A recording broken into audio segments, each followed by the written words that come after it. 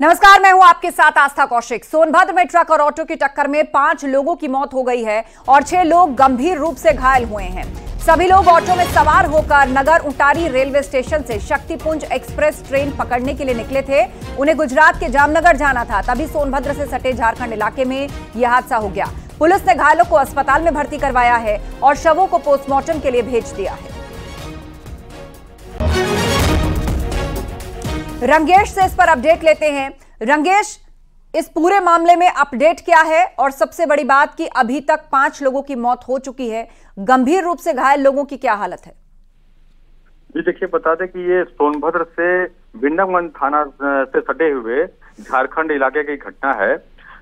देर रात ये लोग रेलवे नगर उटारी जा रहे थे स्टेशन पर, जो जामनगर जाने वाले थे, और तभी एक तेज रफ्तार कोयला लदी हुई ट्रक ऑटो में टक्कर मार दी, जिसमें टोटल 12 लोग सवार थे, जिसमें कि मौके पे ही 5 लोग की मौत हो गई, जबकि 6 लोग गंभीर रूप से घायल हो गए।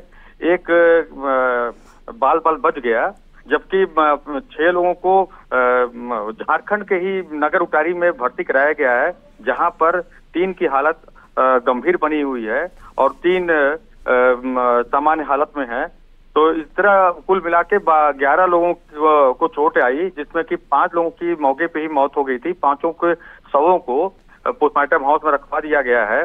और मैं बता दूं कि इसमें से सोनभद्र से दुधी कोतवाली क्षेत्र के भी कुछ लोग थे और बाकी झारखंड इलाके के लोग थे जो गुजरात के जामनगर जा रहे थे। जी बिल्कुल, और बीच रास्ते में ही यह हादसा हो गया। 6 लोग गंभीर रूप से घायल हैं। इस मामले में कोई पुलिसिया कार्रवाई भी हुई है क्या? किस तरह यह हादसा हुआ जो ये टक्कर हो गई सुबह सुबह?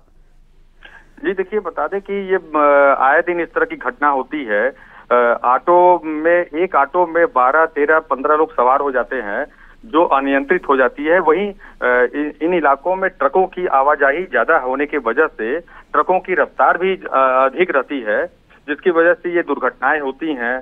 तो ऑटो इस तरह के अवैध तरीके से ऑटो जो चलते हैं, जिसमें कि 15-15 लोग सवार हो जाते हैं, जो कंट्रोल नहीं कर पाते और ओवरलोडेड ऑटोज चलते हैं। ये भी एक बड़ी वजह बताई जाती है कि कभी भी यहाँ पर हादसे हो सकते हैं। आप नजर बनाए रखिए। शुक्रिया अपडेट के लिए।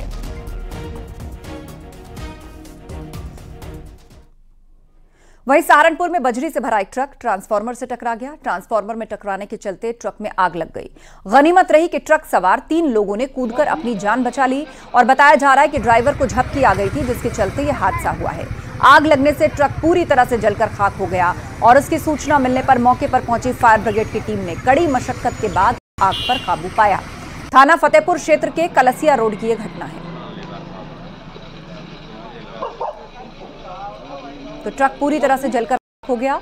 सहारनपुर की ये तस्वीर, जहां पर ट्रक किस तरह हादसे का शिकार हुआ, ट्रांसफार्मर से टकराया और उसके बाद पूरी तरह से इसमें आग लग गई। सहारनपुर में लकड़ी बुरादे के कारखाने में भी भीषण आग लग गई। आग लगने से इलाके में हड़कंप मच गया। फायर ब्रिगेड की टीम मौके पर पहुंचकर आग बुझाने की कोशिशों में जुटी। आग लगने के कारणों का फिलहाल पता नहीं चल पाया है, लेकिन इस घटना में लाखों रुपए का नुकसान होने की आशंका है। थाना मंडी क्षेत्र की यह घटना है।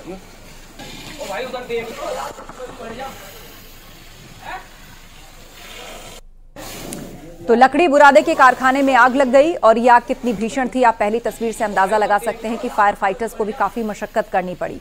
चारों तरफ धुआं ही धुआं नजर आया, जिसके चलते आग बुझाने की कोशिशें जो थी वो लंबे वक्त तक चलती रहीं। मशक्कत जारी रही। आखिरकार इस आग को बुझाया गया, लेकिन ये लकड़ी के बुरादे का कारखाना था, इसीलिए आग तेजी से फैली। लाखों के नुकसान का आकलन किया जा रहा है। ये घटना थाना मंडी क्षेत्र की है। लाखों रुपए के नुकसान की आशंका है। आग लगने के कारणों का फिलहाल पता नहीं चल पाया है। फायर ब्रिगेड की टीम मौके पर पहुंचकर आग बुझाने की कोशिशों में लगातार जुटी है। लकड़ी के बुरादे के कारखाने में यह भीषण आग लगी है, जिससे पूरे इलाके में हड़कंप है। आसपास के लोग भी सकते में आ गए और उनके अंदर एक दहशत का माहौल हो गया कि किस तरह ये आग फैलती जा रही है। दूर तक इसका धुआं फैल चुका है और फायर ब्रिगेड की टीम भी कड़ी मशक्कत में जुटी हुई है कि जल्द से जल्द इस आग को बुझा लिया जाए। इस घटना में लाखों रुपए का नुकसान होने की आशंका है। थाना मंडी क्षेत्र की ये पूरी घटना बताई जा रही है। भाई उधर देख। मुजफ्फरनगर में NH-58 हाईवे पर रोडवेज बस पलट गई और इस हादसे में बस में सवार दर्जनों यात्री बाल बाल बच गए। हादसे में 2 यात्री चोट लगने से घायल हो गए। रोडवेज बस देहरादून से दिल्ली जा रही थी। मंसूरपुर थाना क्षेत्र में यह हादसा हुआ है।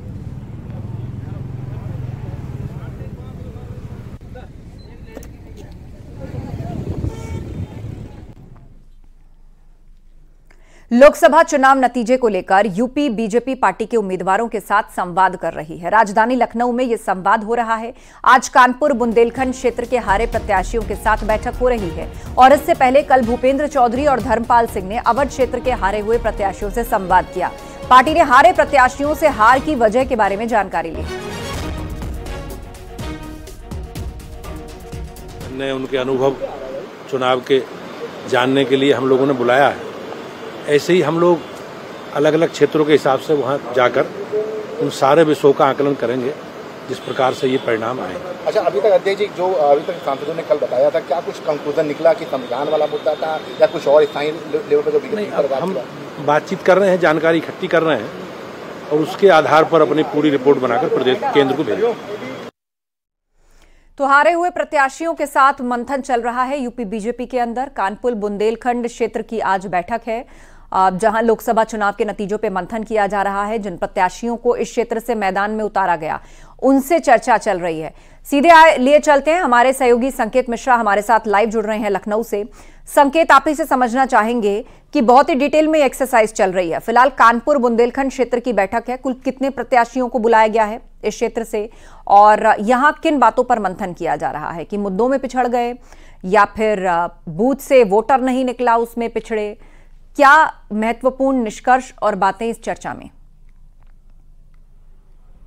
बिल्कुल जाहिर सी बात है कि भारतीय जनता पार्टी के प्रदेश के अध्यक्ष भूपेंद्र चौधरी और महामंत्री संगठन धर्मपाल ने बैठकों का सिलसिला शुरू कर दिया है और इस बैठक का सीधे तौर पर उद्देश्य यही है कि तलाश करना है आखिर उन वजहों की जिन वजहों से लोकसभा के प्रत्याशी भारतीय जनता पार्टी के चुनावी मैदान में उनको पराजय मिली। और ये पड़ताल लगातार भारतीय जनता पार्टी के जो प्रदेश के अध्यक्ष हैं वो कर रहे हैं। आज भारतीय जनता पार्टी के प्रदेश के अध्यक्ष भूपेंद्र चौधरी बैठक कर रहे हैं और ये बैठक आज कानपुर और ब्रज क्षेत्र की है। कल अवध क्षेत्र की बैठक थी। हम बात भी करेंगे पूर्व सांसद RK पटेल जो कि लोकसभा से प्रत्याशी रहे हैं, RK पटेल, उनसे भी बात करेंगे हम कि आखिर जो ये बैठक है इस बैठक का मकसद क्या है। बैठक शुरू हो चुकी है और बैठक में भारतीय जनता पार्टी के प्रदेश के अध्यक्ष भूपेंद्र चौधरी और महामंत्री संगठन धर्मपाल इस बैठक में मौजूद हैं। इसके अलावा जो प्रत्याशी हैं जो चुनावी मैदान में हारे हैं भारतीय जनता पार्टी के, वो भी बिल्कुल और उनसे मंथन किया जा रहा है और निष्कर्ष निकाला जा रहा है ताकि सुधार किया जा सके। शुक्रिया अपडेट के लिए।